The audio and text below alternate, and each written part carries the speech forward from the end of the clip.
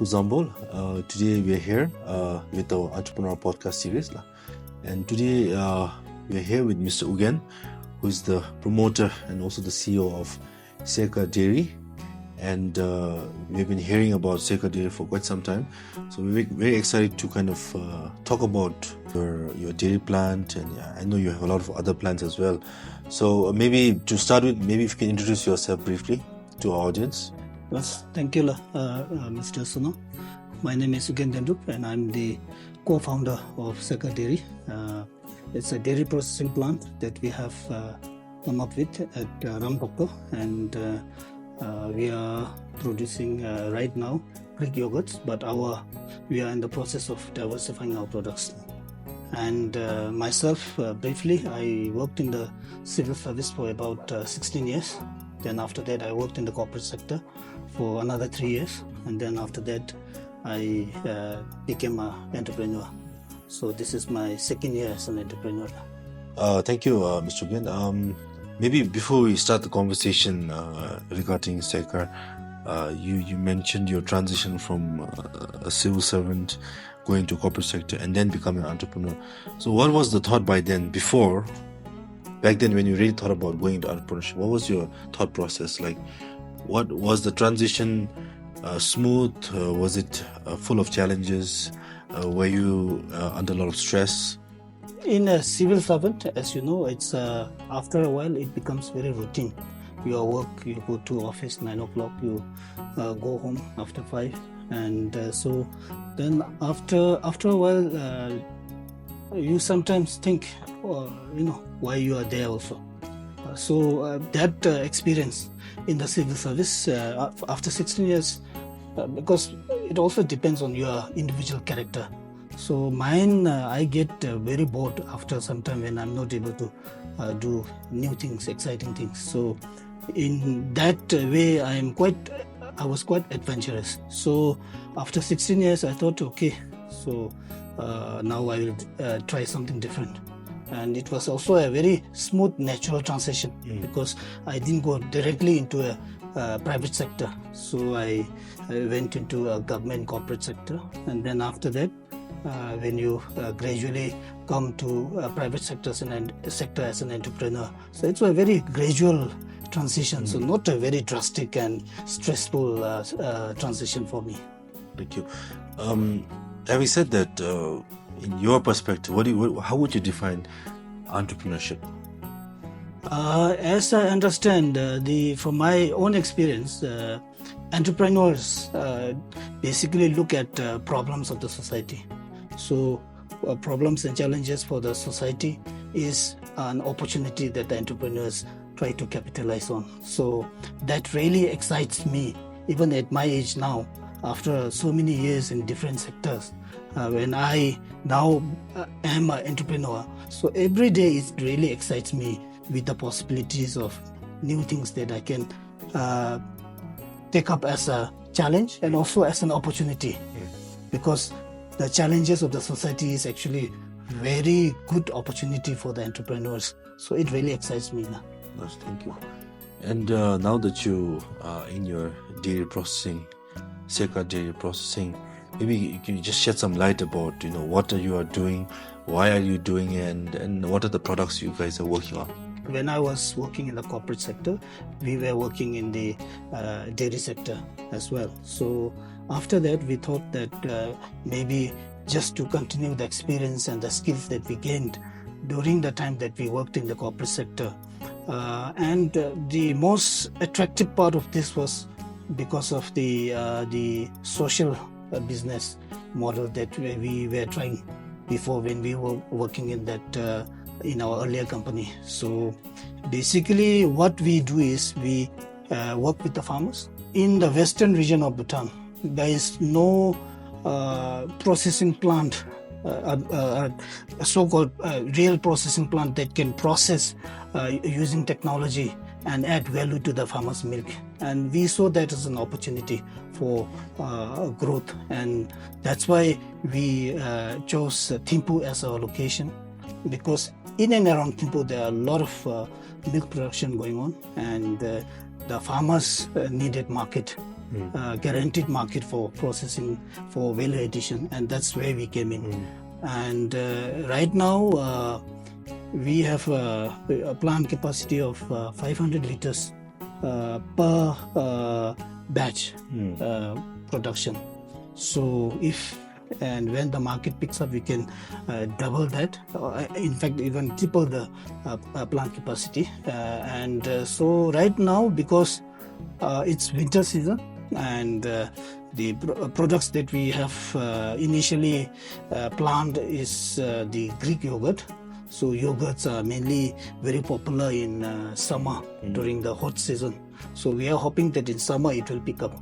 But as of now, we are already working with 9 farmers cooperatives, milk cooperatives in Thimphu. And during the summer season, when the consumption of the products picks up, and when we will have to scale up the production, then we will expand our association with farmers cooperatives in nearby zones. Nice. I think it looks like you're on a very, I would say, a very important mission to sort of, I can see many things happening here. One is definitely to solve a problem. I see opportunity. It could also mean substituting imports in Bhutan, because we are a highly dairy, kind of cheese, kind of dependent country. It's an integral part of our diet.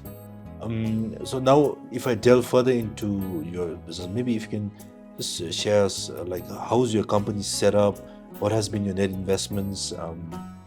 How was it, easy to kind of set it up? What were the challenges? I will start from the process that we initiated in the establishment of the company.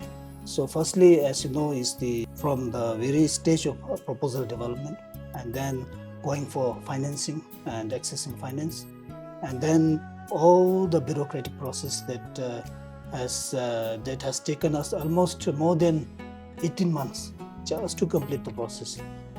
The finance, the clearance, then every the construction and everything. So I think every stage presents different challenge, and so the trick is not to give up. You need to be really having that grit. So that's what we did, and because I had a partner with whom I worked for a long time, and we had a very good understanding, so we were able to navigate through our experience, through our sheer determination, all the challenges. And I think we would like to think that we have learned so many things in the process. And so now that's the first part. The second part is linking up with the farmers group, assuring the raw material supply, and also the sourcing of technology, and also the coordination with different stakeholders. So that also presents a very different set of challenges. And the third one is basically, as you stated, the opportunity for import substitution. We are setting up a modern processing plant, use of technology, and also we are targeting products that are really imported in very significant quantities. For example, we are now, while our Greek yogurt is doing very well in the market, that will actually be a very small part of our product portfolio. Basically, when our cheese plant is ready, which is to be established at Ngabipu, then the main focus, or almost 90% of our the attention and the revenue we expect is from the cheese plant. And as you know, when we decided to select the cheese plant as a business idea, we looked at the trade statistics and also from our past experience. So annually we are importing around 600 to 700 million Nutram worth of processed cheese. And so even if we are able to get replace 20 to 30% of that quantities of import, then we will be in a very comfortable position, and we will be able to provide opportunities to so many farmers, because the cheese plant will again provide a ready market for farmers' milk. In order to achieve those very ambitious targets, I think to reach there, I think one way is to really strategize on whatever you're planning. The other way is also like how are you planning in terms of your marketing strategy? How's your distribution strategy currently? And what are the avenues, opportunities for collaboration? And would it be possible for you to network with other production companies? And then even if you're looking beyond Bhutan, so what are the areas that you're probably branching out? Yeah. So in terms of marketing strategies, right now with the Greek yogurts, because it's very perishable products, we have only shelf life of 14 days. So we are only targeting Thimphu and nearby areas where we can reach our products within 1 day. So right now, in terms of the marketing and distribution, it's very simple. In Thimphu, we do it ourselves, but in Paru and Pennsylvania, we have identified distributors where to whom we directly send our products, and they do the local distribution. And so that similar thing will also be expanded in Wangdi and Punakha in the coming week. Because now we feel that weather basically getting warmer, and that we are actually gearing up for our products. Production planning and everything is geared towards the so-called season. We feel that in summer maybe our product consumption by the consumers will double or triple. So in that thing, for the cheese, we are already exploring our collaboration with the national distributors like wholesalers, and also mainly we would also want to collaborate with the FCB, because they have the network to reach every corner of the country, and since cheese can be transported in ambient temperature, normal environment, normal vehicles, so we see no problem in getting our products to every corner of the country. But with the yogurt, it is quite difficult because we need to have a very dedicated cold chain system. Otherwise, the products get spoiled very easily. So now, finally, wrap up our session. If you have anything to share with the viewers, please feel free to share anything from your end. Thank you. I think our government should be very responsive to the needs of our entrepreneurs, and not just, I'm not talking only just the youth entrepreneurs. Every entrepreneur is important in solving the problems and creating opportunities. So government and especially regulatory authorities, they should be very responsive to the needs and the concerns of the entrepreneurs and business community. Because if we do not allow them to provide, if they do not provide enabling environment, enabling policies for the entrepreneurs to innovate and come up with problem-solving solutions, just saying that rules doesn't allow or policy cannot allow this, I think then the progress will be very slow. The policies, the regulations, the rules have to be progressive, and they have to be very dynamic to ensure that the concerns of our entrepreneur and entrepreneurship community are taken into and that they are given the freedom to operate in ways that will provide enable them to innovate and come up with very awe-inspiring solutions that will have implications not just in Bhutan but beyond our borders.